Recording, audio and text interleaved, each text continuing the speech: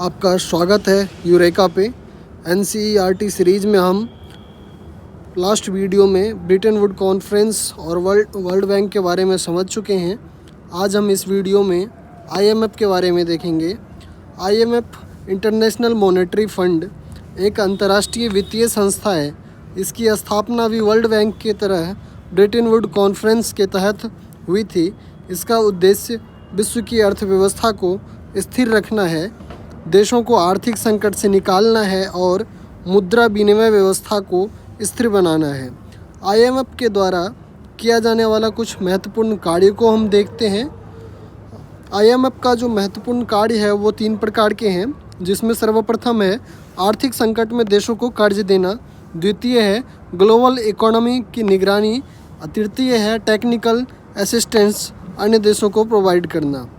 तो पहले कार्य पे आते हैं। जिस देश की अर्थव्यवस्था गिर रही हो या विदेशी मुद्रा खत्म हो गई हो, महंगाई बढ़ रही हो, आयात निर्यात संतुलन बिगड़ गया हो, यानी अगर एक वर्ड में अगर देखें इन चीज़ों को तो आप कह सकते हैं कि देश में आर्थिक संकट आ गया हो, आर्थिक स्थिति खराब हो चुका हो, तो इस समय जो है फाइनेंशियल क्राइसिस के टाइम पे जो है वर्ल्ड बैंक किसी भी देश को जो है लोन प्रोवाइड कराती है। अगर हम कुछ एग्जांपल्स को अगर देखें तो श्रीलंका को 2022-23 में दिया गया था। डॉलर क्राइसिस आ गई थी वहाँ पे, फ्यूल क्राइसिस आ गया था, और साथ ही साथ वहाँ पे जो है 2023 में जो है पाकिस्तान को भी लोन दिया गया, और ग्रीस में 2010 में जो है इकोनॉमिक रेस्क्यू भी वर्ल्ड बैंक के लोन के तहत किया गया।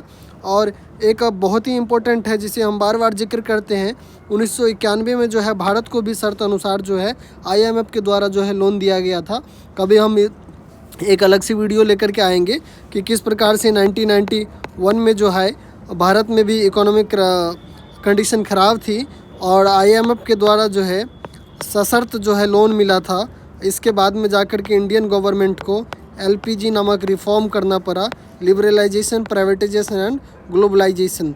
इसके ऊपर में हम कभी अलग से चर्चा करेंगे, लेकिन अभी आप फ़िलहाल ये समझिए वर्ल्ड बैंक के फंक्शन के तहत कि जब किसी भी देश की आर्थिक स्थिति खराब हो तो इस समय आईएमएफ के द्वारा जो है लोन प्रदान किया जाता है किसी भी देश की इकोनॉमिक कंडीशन को सही करने के लिए। तो ग्लोबल इकोनॉमी की निगरानी इनका दूसरा कार्य है। आईएमएफ के द्वारा हर देश की अर्थव्यवस्था का रिपोर्ट कार्ड बनाता है। इसमें कुछ तथ्य फोकस किया जाता है, जैसे कि देश की इन्फ्लेशन को, महंगाई को देखते हैं, जीडीपी ग्रोथ को, और साथ ही साथ बैंक वहाँ की जो है वो स्टेबल है कि नहीं है, फॉरेन एक्सचेंज वहाँ पे रिजर्व है कि नहीं है, फॉरेन एक्सचेंज रिजर्व यानी कि विदेशी मुद्रा भंडार की स्थिति क्या है वहाँ पे। इस रिपोर्ट के आधार पर समय समय पर देशों को आगाह किया जाता है ताकि भविष्य में किसी भी प्रकार के इकोनॉमिक क्राइसिस से जो है बचा जा सके। तो ये आईएमएफ का दूसरा महत्वपूर्ण कार्य है कि ग्लोबल इकोनॉमी की निगरानी करना, देशों की अर्थव्यवस्था की निगरानी करते रहना। साथ ही साथ अगर हम तृतीय मुख्य कार्य के बारे में देखें तो टेक्निकल असिस्टेंस की बात है। आईएमएफ के द्वारा देशों को समय समय पर जो है सलाह भी दिया जाता है, बजट बनाने को लेकर के, बैंक रिफॉर्म्स को लेकर के, टैक्स सिस्टम इम्प्रूव करने को लेकर के, और किस प्रकार से स्टैटिक्स का कलेक्शन किया जाए, इन चीज़ों को लेकर के भी जो है आईएमएफ के द्वारा जो है टेक्निकल असिस्टेंस जो है देशों को प्रदान किया जाता है। इसका उद्देश्य देश की आर्थिक क्षमता को बढ़ाना होता है और देश के अंदर ही रिफॉर्म्स के माध्यम से जो है देश को मजबूत करना होता है। तो आईएमएफ के द्वारा किया जाने वाला ये 3 प्रमुख कार्य है कि देश में अगर आर्थिक संकट हो तो उस समय किसी भी देश को लोन प्रोवाइड कराना, ग्लोबल इकोनॉमी की निगरानी करना, और टेक्निकल असिस्टेंस जो है किसी भी देश को प्रदान करना। इसके बाद में अगर हम देखें कि आईएमएफ लोन के लिए पैसा कहाँ से मिलता है, जैसे हमने देखा था कि वर्ल्ड बैंक को भी लोन के लिए पैसा जो है फंडिंग जो उनके सदस्य देश हैं उन्हीं से मिलता था। ठीक उसी प्रकार से आईएमएफ के पास भी पैसा कैपिटल के रूप में जो है वो कुछ तरीके हैं जिससे कि आईएमएफ के पास में है। अगर हम देखें तो ये 3 तरीके हैं जिसके तहत आईएमएफ को पैसा प्राप्त होता है और इसके तहत वो किसी भी देश को जो है लोन देने में सक्षम हो पाता है। जैसे अगर पहली बात हम देखें तो कोटा वहाँ पे कोटा सब्सक्रिप्शन सिस्टम है, साथ ही साथ वहाँ पे न्यू एग्रीमेंट टू बोरो जैसी सिस्टम है, और बायलैटरल बोरोइंग की सिस्टम है। ये 3 प्रकार की सिस्टम है जिसके तहत आईएमएफ को पैसा मिलता है, जिसको वो किसी अन्य देश को लोन प्रदान करता है। हर देश आईएमएफ को जो है आर्थिक आकार के अनुसार पैसा देता है, जिसे हम कोटा सब्सक्रिप्शन सिस्टम के नाम से जानते हैं। आईएमएफ का अधिकतर फंड जो है इसी प्रकार से मिलता है। साथ ही साथ अगर दूसरा तरीका अगर हम देखें आईएमएफ को पैसा पाने के लिए, तो वो ये है कि जब आईएमएफ के पास पैसा कम पड़ जाए तो बड़े देश जैसे कि यूएस, जापान और कुछ संगठन भी जैसे यूरोपीय यूनियन, इन सब से आईएमएफ जो है पैसा उधार ले लेती है। साथ ही साथ अगर हम तीसरे तरीके के बारे में अगर हम बात करें तो आईएमएफ किसी भी देश या संगठन को किसी भी देश या संगठन से पैसा उधार ले सकता है। जापान ने आईएमएफ को अलग से जो है फंड दिया हुआ है। तो इस प्रकार से जो ये 3 तरीका है जिसके तहत आईएमएफ जो है अपने पास में कैपिटल जमा करता है और उसको किसी भी देश को वो लोन के रूप में जो है प्रदान कर सकता है। इसके बाद में अगर हम देखें कि आईएमएफ का जो है वोटिंग सिस्टम किस प्रकार का है, अगर इसकी हम चर्चा करें तो क्योंकि जो उनके सदस्य देश हैं आईएमएफ यानी इंटरनेशनल मॉनेटरी फंड के द्वारा जो कुछ नियम कानून जो बनाए जाते हैं उस चीज़ में ये वोटिंग सिस्टम काफ़ी प्रभावी होता है।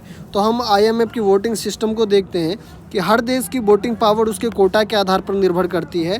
कोटा सिस्टम की वजह से ही यूएस, जापान, चाइना, फ्रांस जैसे बड़े देश निर्णय निर्माण की भूमिका में जो है महत्वपूर्ण भूमिका निभाता है। यूएस के पास अकेले जो है 16% वोट है, इसीलिए वो आईएमएफ की निर्णय क्षमता में महत्वपूर्ण भूमिका निभाता है। भारत के पास लगभग 2.6% वोट है। कोटा सिस्टम के आधार पर वोटिंग पावर की वजह से रिफॉर्म्स की मांग जो की जाती है वो भी बहुत कठिन है वर्तमान समय में कि रिफॉर्म हो पाए, क्योंकि इस आईएमएफ जैसी संस्था में जिन देशों का जितना ज़्यादा कोटा है, जिन्होंने जितना ज़्यादा फंडिंग कर रखा है उनकी उतना ज़्यादा कोटा है और उनकी वोटिंग पावर जो है उतनी ही ज़्यादा है। तो रिफॉर्म्स भी जो होगा वो वोटिंग के आधार पे ही होगा। तो इसीलिए जो वर्तमान समय में जो शक्तिशाली देश है ये सब नहीं चाहते कि किसी भी प्रकार के इस तरीके की रिफॉर्म हो, जैसे कि यूएनओ के बारे में भी हमने देखा था, क्योंकि इससे उनके शक्ति के ऊपर में प्रभाव पड़ेगा, डिसीजन मेकिंग के ऊपर में प्रभाव पड़ेगा। तो इस वजह से रिफॉर्म्स की संभावना जो है कम हो जाती है। हम अब देखते हैं आईएमएफ की कुछ आलोचनाओं को जानते हैं। जैसे कि हमने वर्ल्ड बैंक की भी कुछ आलोचना को देखा था, यूएनओ के भी कुछ आलोचना को देखा था, ठीक उसी प्रकार से हम आईएमएफ की भी कुछ आलोचना को हम देखते हैं। आईएमएफ की आलोचना के तहत ये है कि जो जिस शर्त के अनुसार ये लोन देते हैं ये एक कठोर शर्त होता है। साथ ही साथ विकसित देशों का जो है कंट्रोल है आईएमएफ के ऊपर में, असंप्रभुता पर जो है असर पड़ता है इनके द्वारा जो शर्त लगाया जाता है किसी भी देश को लोन देने में। तो हम बारी बारी से इसके ऊपर में चर्चा करें अगर, तो सबसे पहले कठोर शर्त में आता है कि सब्सिडी हटाने की बात की जाती है। जब आईएमएफ के द्वारा किसी भी देश को लोन प्रदान किया जाता है तो उस देश की सरकार से कहा जाता है कि आप अपने लोगों को जो सब्सिडी देते हैं उस चीज़ को आप कम कीजिए। साथ ही साथ जो है टैक्स बढ़ाने की बात की जाती है और सरकारी खर्च घटाने की बात की जाती है और प्राइवेटाइजेशन को बढ़ावा देने की बात की जाती है। सबसे बड़ी आलोचना यही है और जो खास करके जो साम्यवादी देश थे उन्होंने सबसे ज़्यादा इस बात को लेकर के आलोचना किया था। ब्रिटेन वुड्स जितनी भी संस्थाएं थी उन सब ने जो है पूंजीवादी परिवर्तन में जो है महत्वपूर्ण भूमिका निभाया था, क्योंकि इन्होंने गरीब और विकासशील देशों को लोन प्रदान किया और उनसे जो है प्राइवेटाइजेशन जैसी चीज़ें जो है उनके अर्थव्यवस्था में बदलाव के तहत जो है करवाया गया। साथ ही साथ विकसित देश का कंट्रोल अगर हम देखें तो यूएस एवं यूरोप के जो अन्य देश हैं उनकी जो आर्थिक महाशक्ति है वो अधिक नियंत्रण है, क्योंकि उनके पास में कोटा अधिक है और उनके पास में वोटिंग पावर अधिक है। तो इस प्रकार से आईएमएफ के ऊपर में भी विकसित देशों का जो है कंट्रोल है। साथ ही साथ अगर हम देखें संप्रभुता पर असर किस प्रकार से पड़ता है, जैसे हमने देखा कि अगर लोन दिया जाता है कठोर शर्त के तहत, तो हम सब ये जानते हैं कि एक संप्रभु सरकार का अर्थ है कि वो सरकार खुद निर्णय लेने में स्वतंत्र हो। आईएमएफ लोन की शर्त जो है देशों की स्वतंत्रता, आर्थिक एवं सामाजिक नीति को जो है प्रभावित करती है। आईएमएफ के द्वारा जो लोन दिया जाता है वो शर्त के अनुसार दिया जाता है और इनके जो शर्त होते हैं वो किसी भी देश की स्वतंत्रता को प्रभावित करता है, उनकी जो इकोनॉमिक पॉलिसी है उस चीज़ को प्रभावित करता है, सामाजिक नीति को प्रभावित करता है, क्योंकि आप सब्सिडी घटाने के लिए कह रहे हो, टैक्स बढ़ाने के लिए कह रहे हो। तो ये सब चीज़ें जो है आर्थिक एवं सामाजिक जुड़ी हुई चीज़ें हैं। तो इस प्रकार से अगर देखा जाए तो किसी भी देश की सरकार के निर्णय लेने की जो क्षमता है वो आईएमएफ की शर्त से जो है कहीं ना कहीं प्रभावित होती है।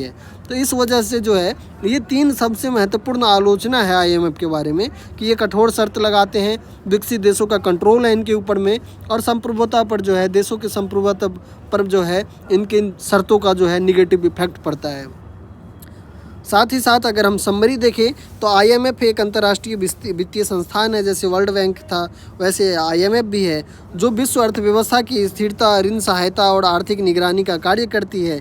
इसके पास मुख्य धनराशि जो है सदस्य देशों के कोटा सब्सक्रिप्शन से आती है और IMF संकटग्रस्त देशों को रिफॉर्म बेस्ड लोन जो है प्रदान करती है, इकोनॉमिक सर्विलांस करती है और साथ ही साथ टेक्निकल असिस्टेंस जो है IMF के द्वारा प्रदान किया जाता है देशों को, जो कि उनके आर्थिक विकास एवं खराब स्थिति से उबरने में जो है मदद करने का कार्य करता है। तो इस प्रकार से हमने IMF के बारे में पूर्ण रूप से जान लिया। आप लोगों को अगर बेहतर लगा तो आप इसे अन्य लोगों तक बढ़ाएं। कृपया चैनल नया है तो आप वीडियो को ज़्यादा से ज़्यादा देखें और साथ ही साथ चैनल को सब्सक्राइब करें ताकि मुझे प्रोत्साहन मिले और मैं और ज़्यादा से ज़्यादा वीडियो लेकर के आप लोगों के सामने आऊँ।